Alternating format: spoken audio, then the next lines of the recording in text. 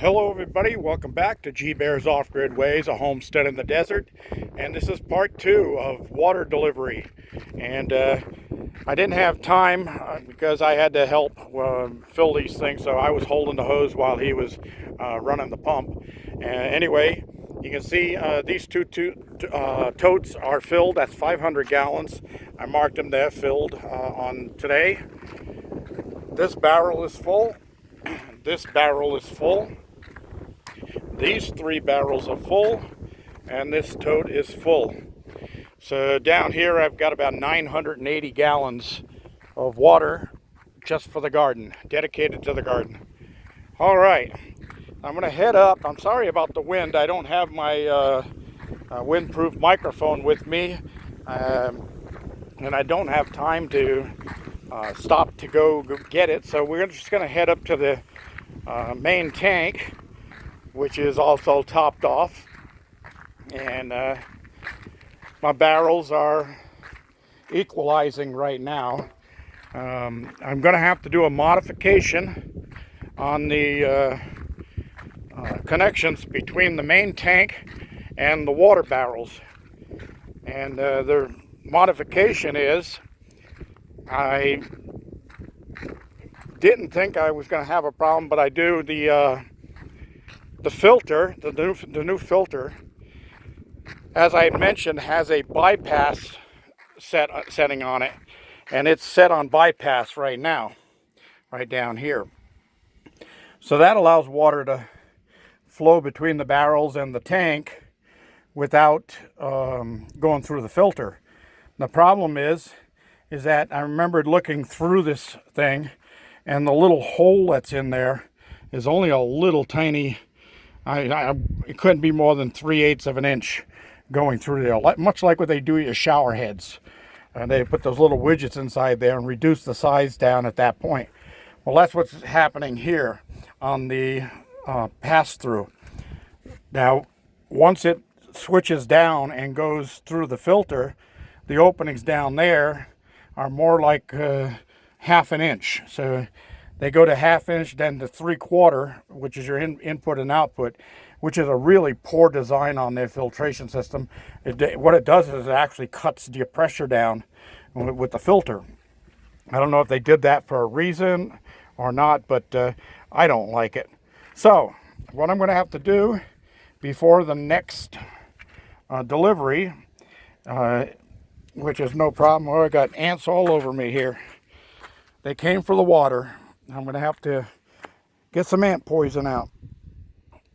Anyway, what I'm going to do here is I'm going to build a bypass, a 1-inch bypass that ties into that red line right there and comes around and ties into this this white 1-inch line here.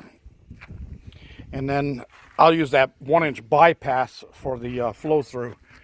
Because what I'm doing now is waiting for the barrels to equalize, and they are right now 2/3 full. So I got to wait a little longer for them to finish up equalizing, and then I can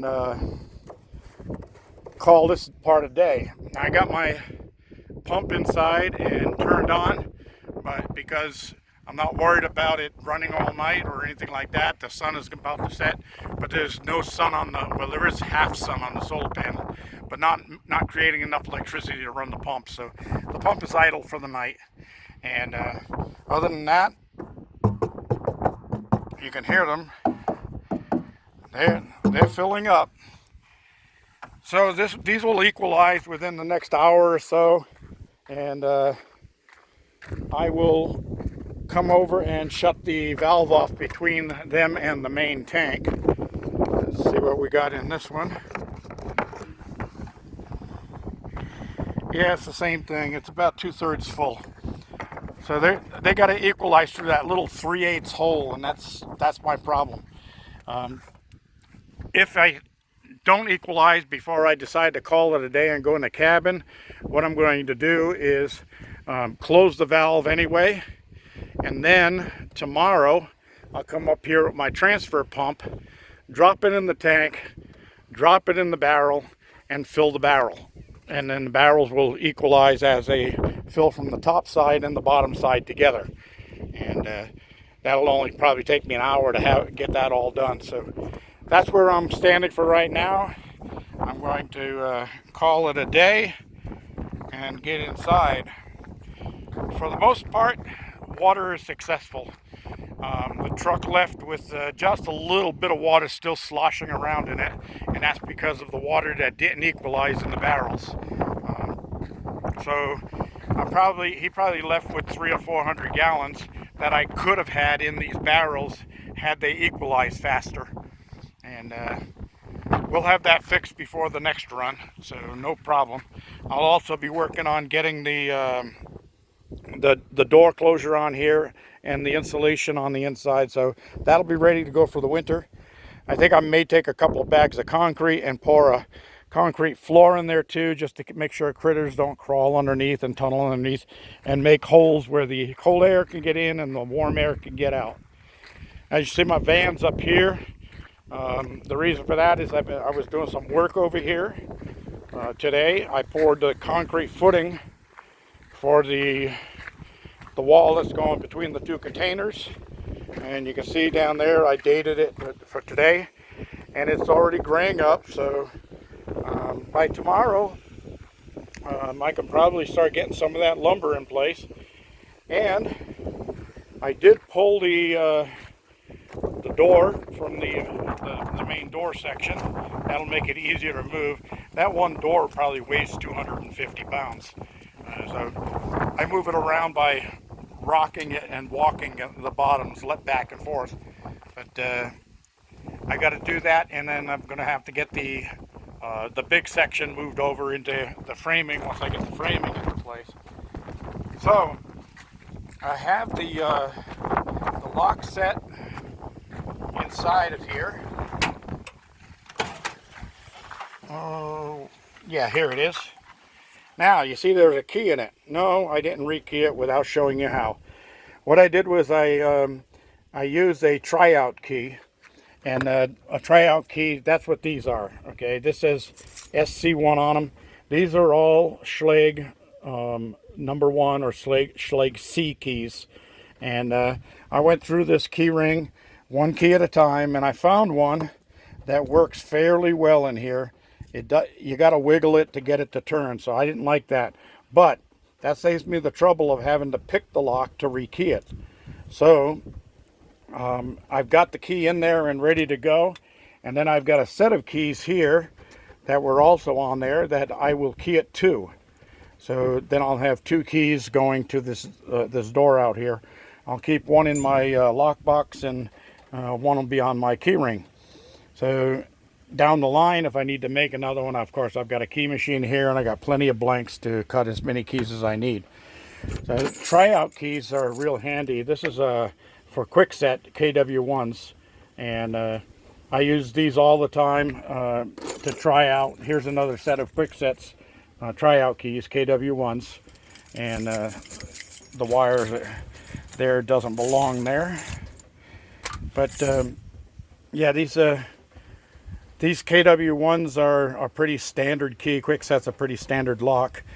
These are all tryout keys, and when you get a lock that you don't have a key for, you can go through these one at a time and try them, and you may luck out and find one that works, or you may luck out like I did and find one that will actually turn the lock, even though if you have to wiggle it, and that'll save you the trouble of having to pick the lock open. Because like I said, I'm not ready to show you how to pick locks yet on my channel. I got to do some more research into the legality of that. Anyway, that's as far as I got today. I've got this leveled so that it's ready to take the doorway and the framing here. So I can get this side of the area framed, and I'm going to start putting my fascia plates across there, which will be the 2x6s, and then I'll be able to start putting my 2x6 ceiling joists and roof rafters, whatever you want to call them, because they're going to be both. There'll be a rafter or a joist. From the top there'll be rafter, from the bottom there'll be a joist. Anyway, I'll get those going and then get those in place. And I'm going to first shoot them through with self-tapping or self-drilling, self-tapping screws, 2-inch screws, just a couple to hold the board in place. And then I'm going to be drilling 3/8-inch holes at intervals and putting in carriage bolts that'll be bolted through to the inside. So it'll be removable down the line if I have to, but it'll also be very sturdy. I don't have to worry about the little screws rusting off and the roof coming down on me. So that's it. That's where we stand. I am going to go inside, sit down, relax, have a cold one. I had to wait all day. I had a couple of postponements on the water because they're down to one driver, but Andy was nice about it, and he called me and kept me up to date as to what was going on. So I had to give him a little tip for being such a nice guy. So anyway, I'm going to go inside, have a beer, then I'm going to come out in a little while, and I'm going to try the shower out again. As if I didn't know how well it works. I'll tell you, some of you people out there have never had an outdoor shower on a nice, warm, sunny day like today, where it's not really super hot. Or, well, it was hot. It was near 100, but the humidity was way down to around 10%. So there was, you don't walk around and sweat like crazy just because of the humidity in the air. So it was, it's nice, and it's a nice warm breeze blowing now. And now the shower's in the shade side, so the sun's not beating right on it, and the breeze is blowing. And that water up there is probably at about 90 to 100 degrees, so it's about the same as the air temperature. Just as comfortable as can be when you go up and go in there and take a nice outdoor shower. I love it. I love this time of year. Well, that's about it. The girls have been good to me, and I've been picking up some delicious eggs from them. They're doing fine down there, and we'll get into some of that down the line. I still have 80 gallons of water inside the van. 20 of it's going to go onto their water feeder there, because that's connected to both an indoor and an outdoor drinking area for the girls to drink from. And they have those little peck nipples where they just peck on the nipple and the water comes out. And they have them indoors, inside and outside, and that's their backup water. This time of year I always add vitamins to their water, and I got their indoor hanging water feeder here because it was pretty dirty, so I cleaned it, sanitized it, and it's ready to fill back up. And I'll be putting some of their vitamins in there. This is their vitamins and electrolytes, and this is really good for them. And you notice a difference right away in the eggs. This has got salt, sodium, potassium, vitamin A, D3, E, B12, all that stuff. It's got everything that the chickens need. It's a little tiny scoop of that per gallon of water, and keeps them happy and healthy.